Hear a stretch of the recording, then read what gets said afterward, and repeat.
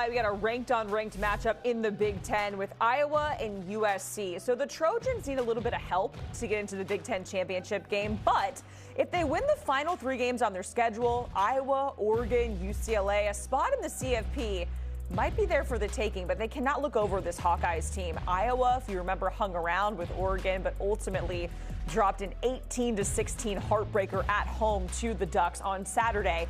All 3 of Iowa's losses this season have come against ranked teams. It is all going down with Iowa and USC Saturday at 3:30 Eastern.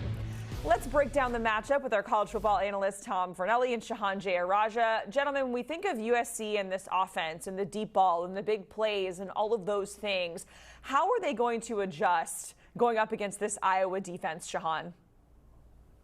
Yeah, it's a great question because Iowa, of course, is one of the great secondaries in college football. They've historically done a tremendous job in that aspect of the game. And I think that when you look at USC as well, like this is a team that obviously has had issues at the running back position. At one point, they had to take a guy who was listed as out and put him into the game because they went through so many running backs. So this is going to be a really significant challenge. Obviously, you think that they're going to be able to get a handful of downfield plays against Iowa. But the reality is that I think that Jayden Mayava, USC's quarterback, is going to have to sit back and take what's there. It's going to have to be 5-yard passes, 6-yard passes, not necessarily the 12 yards per attempt that we saw in some of his games this season. So it's a huge opportunity for USC to prove that they belong with the best, and it's a huge one for their playoff eligibility as well.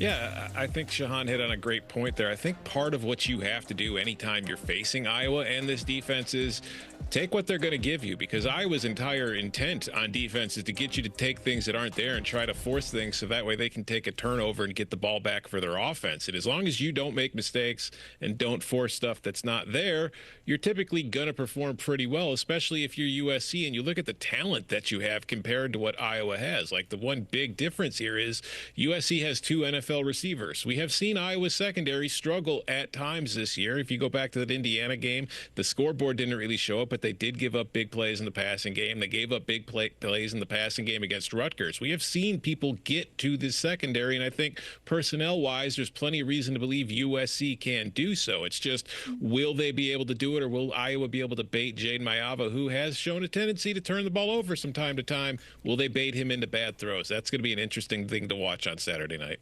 On the Iowa side of things, our colleague Chris Hassel, who is Mr. Iowa himself, went to the Oregon-Iowa game, and he shared that he walked back from the stadium with a swarm of fans, and not one word was muttered, and everybody was just sad and down and depressed because it was a heartbreaking loss for them. So if the fans feel that, obviously the team feels that times 10. So, Tom, how do they bounce back from losing in that fashion to Oregon?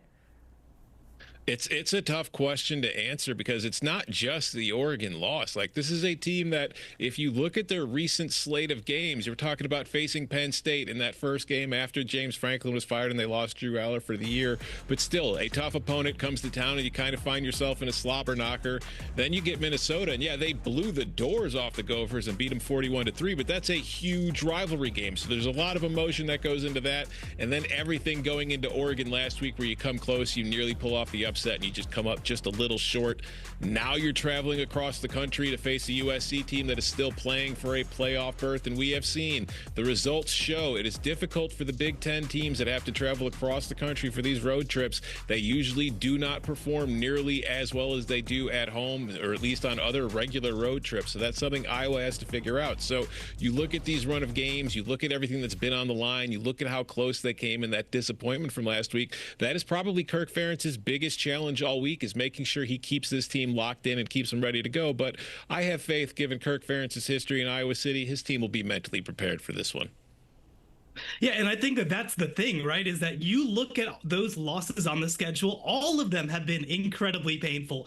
Iowa State, like you said, they won the Penn State game, but that was a close game. Losing tight to Indiana, losing tight to Oregon, like, it's just been that kind of season for Iowa. They could easily be in the college football playoff conversation right now if just a couple things go a little bit differently. But the credit that you have to give Kirk Ferentz and the way that he runs a program is that his teams tend to be mentally tough. They understand, like, with the way that we play, we have very little margin for error. He does a really good job of getting that out of players. So I think that they view this as an opportunity. I expect no letdown.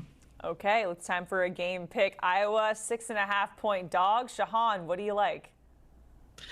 Yeah, I think for me, I'm going with Iowa to win outright. I think that this is a spot where, again, they are so physical, they are so tough. USC has so many expectations on their plate. I think this is the kind of game where Iowa holds on to the ball and USC fails to take it away from them. I think this is a game where Iowa runs maybe 20 more plays than USC does, where they force some turnovers on Jade Mayava, where USC really struggles to run the ball. So I think that Iowa's going to find a way to get it done. And USC, I mean, again, this would be a devastating loss for their college football playoff chances.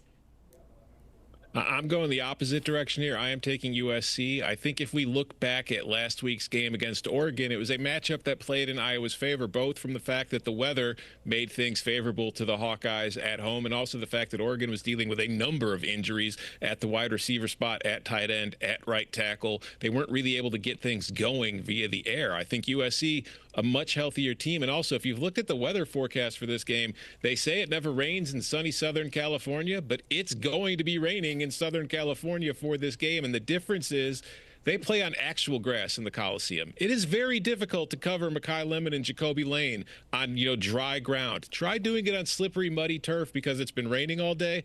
I fear for the Iowa secondary. I think USC is going to win in